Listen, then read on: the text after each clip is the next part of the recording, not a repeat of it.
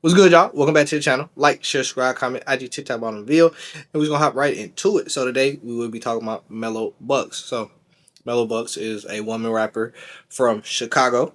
Actually, I mean, probably most people are if you are in with the Chicago drill, you probably seen last year before or after her album release party was what is I think statistically is the biggest mass shooting in Chicago history where I don't want to, y'all be trying to, niggas be trying to say I be doing police work on Instagram and shit. But I mean, we know that, Risky Road, who YFG Fatso is affiliated with, and, they allegedly, did it. Allegedly. That's not what we're here to talk about today. We're here to talk about, Mello Bucks getting arrested again. She has officially been charged with unlawful use of a weapon, 2 counts of resisting arrest, driving with obstructed windshield, and transporting an open container of alcohol.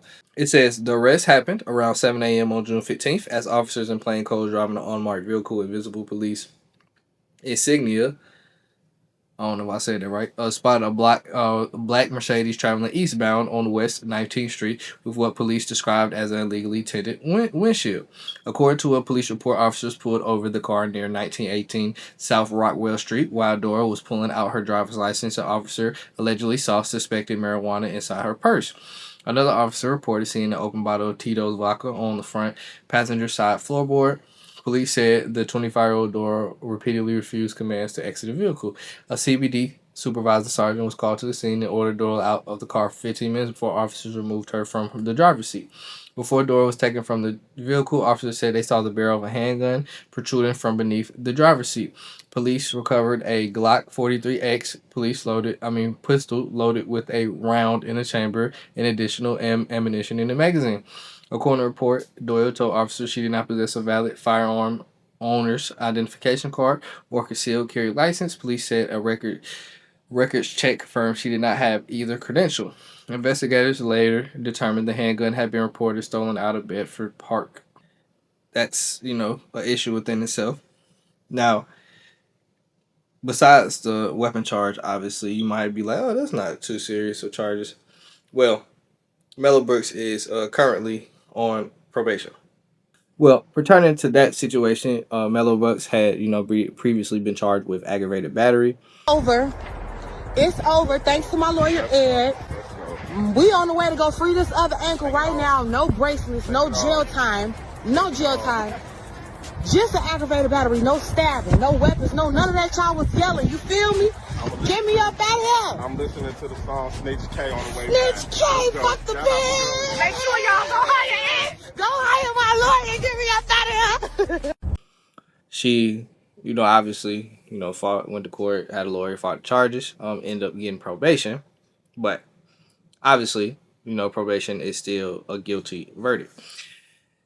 So obviously, when you're on probation, you shouldn't be doing really any of those things. I mean, it's really guns and drugs. I mean, marijuana, a gun.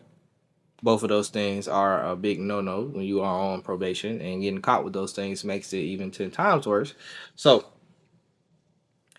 that, makes this a bigger issue than, usually it would be. Now, it's hard. I say this all the time. It's hard for people like Mello Bucks to not, really live without a gun because of the stuff that she's into and, the people she hangs around, things of that nature. I mean, we just, like I mentioned earlier in the video, we seen the whole, thing that happened outside of her album release party. I mean, naturally, that's going to make you paranoid.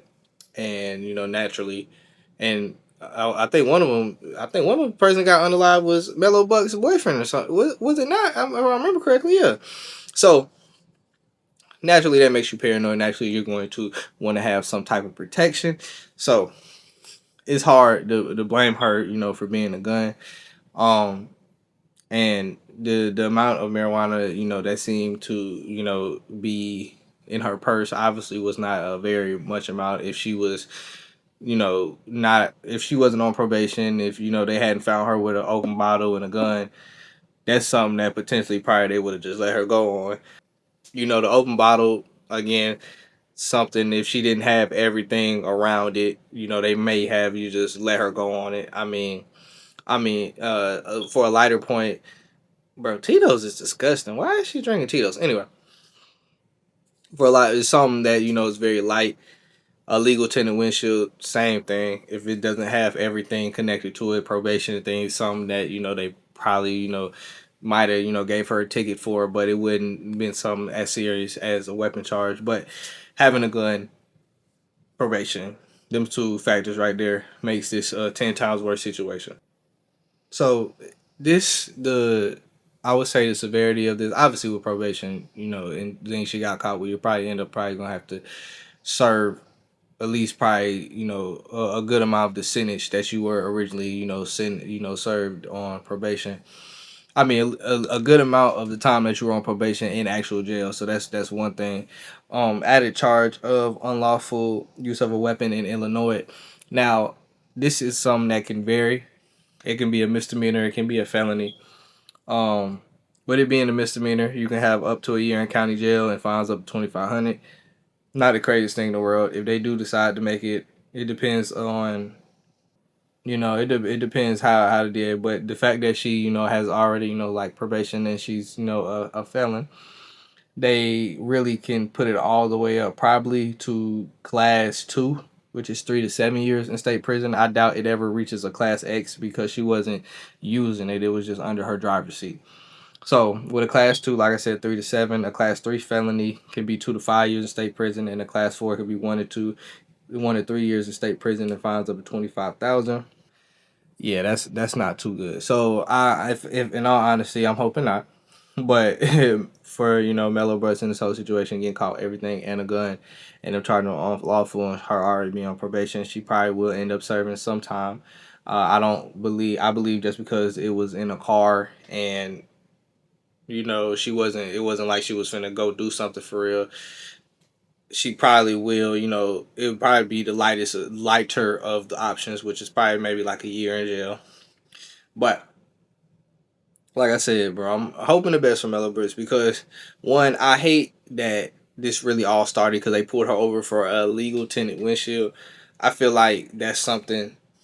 I mean, I get why states have the restrictions on tinted windshields and things of that sort. But at the same time, I just feel like it's something. So I feel like it's something that you shouldn't be able to pull somebody over for. But if you already pulled them over for something else, you can add it on. I guess that's how I feel in my personal opinion. I don't feel like people should be able to get pulled over because their windshield is too dark.